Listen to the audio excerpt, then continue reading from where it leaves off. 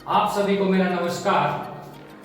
हिंदी को वनवास दे अंग्रेजी को राज, हमने 70 साल में कैसा गढ़ा इतिहास।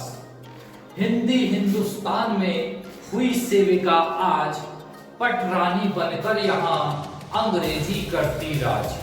हिंदी में है चेतना, हिंदी में है प्राण, हिंदी में है देश का स्वाभिमान सम्मान। हिंदी सूर कबीर है, हिंदी है रसखान, आओ सब मिल करें हिंदी का उत्थान। आज 14 सितंबर को प्रत्येक वर्ष हिंदी दिवस के रूप में मनाया जाता है। हिंदी दिवस क्योंकि हमारे देश की राष्ट्रीय भाषा क्या है? हिंदी। हिंदी की हम लोग बात करें तो आज हिंदी दिवस है। तो हिंदी दिवस क्यों मनाया जाता है, इसके महत्व को और ये कब से शुरुआत हुआ, इन चीजों पे आज हम चर्चा करेंगे। तो हम हिंदी दिवस की बात करें जो 14 सितंबर को प्रत्येक वर्ष मनाया जाता है, तो यहाँ पर एक महत्वपूर्ण नाम मिलता है, व्यवहार राजेंद्र सिंह। एक आपने सुना होगा राजेंद्र सिंह, जो कि जल पुरुष के नाम से जाने जाते हैं, और ये दूसरे हैं व्यवहार राजेंद्र सिंह, जो कि हिंदी के साहित्यकार हैं। इनकी बात किया जाए तो इनका जन्म 14 सितंबर सन 1900 में जबलपुर में हुआ था।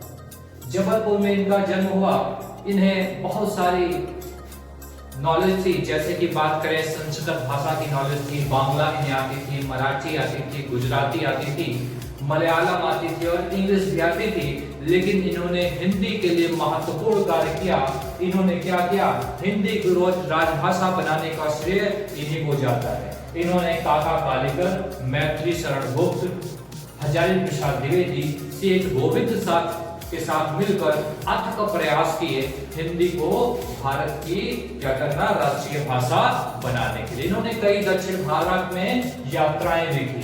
हिंदी साहित्य सम्मेलन के अध्यक्ष रहे। अमेरिका में विश्व धर्म सम्मेलन में इन्होंने जो भी संबोधन दिया वो हिंदी में दिया, जहां पर इनकी जमकर तारीफ हुई। इनकी हम बात करें तो 14 सितंबर 1949 को व्यवहार राजेंद्र सिंह का 50वां जन्मदिन था। और इसी दिन क्या होता है? इसी दिन 14 सितंबर 1949 में संविधान सभा का निर्णय आता है कि हिंदी ही भारत की राजभाषा होगी, हिंदी ही भारत की राजभाषा होगी। और फिर क्या किया जाता है? भारतीय संविधान के अंतर्गत भाग 17 में अनुच्छेद 341 के अनुसार आधिकारिक राष्ट्रीय भाषा हिंदी स्वीकार कर ली जाती है और जिसकी लिपि देवनागरी निर्धारित की जाती है। व्यवहार राजेंद्र सिंह ने बहुत ही महत्वपूर्ण योगदान दिया। इसके अलावा हिंदी की महत्वता को समझा जाए तो हिंदी बहुत ही ऐसी भाषा, जैसे कि बात करें तो एक शिकागो सम्मेलन अमेरिका में 1893 में हुआ, जिसमें भाग किसने लिया था? स्वामी विवेकानंद ने। स्वामी विवेकानंद ने क्या किया था? स्वामी विवेकानंद ने उसमें संबोधित किया था और संबोधन में उसने जब उन्होंने संबोधित किया तो उन्होंने हिंदी में संबोधन किया और कहा कि मेरे प्रिय अमेरिकी भाइयों एवं बहनों, ये जैसे उन्होंने बोला, अमेरिका के वासियों ने लगातार 5 मिनट तक तालियां बजाकर उनका स्वागत किया। तो हिंदी का महत्व जो कि दिन प्रतिदिन कहा जाए घटता जा रहा है, लोग अंग्रेजी की ओर भाग रहे हैं। लेकिन हमें क्या चाहिए? अपने इस हिंदी को बचाए रखना है, हिंदी की सभ्यता को मेंटेन रखना है। और होता क्या है कि जनरली आजकल की जनरेशन में इंग्लिश का महत्व बढ़ता जा रहा है, लेकिन हमें हिंदी कभी भूलनी नहीं चाहिए। इसके महत्व को लोगों को समझाना चाहिए, ये हमारे लिए बहुत ही इंपॉर्टेंट है। अगर हम विश्व की बात करें तो अंग्रेजी और चीनी भाषा के बाद हिंदी भाषा पूरे विश्व में तीसरी सबसे बड़ी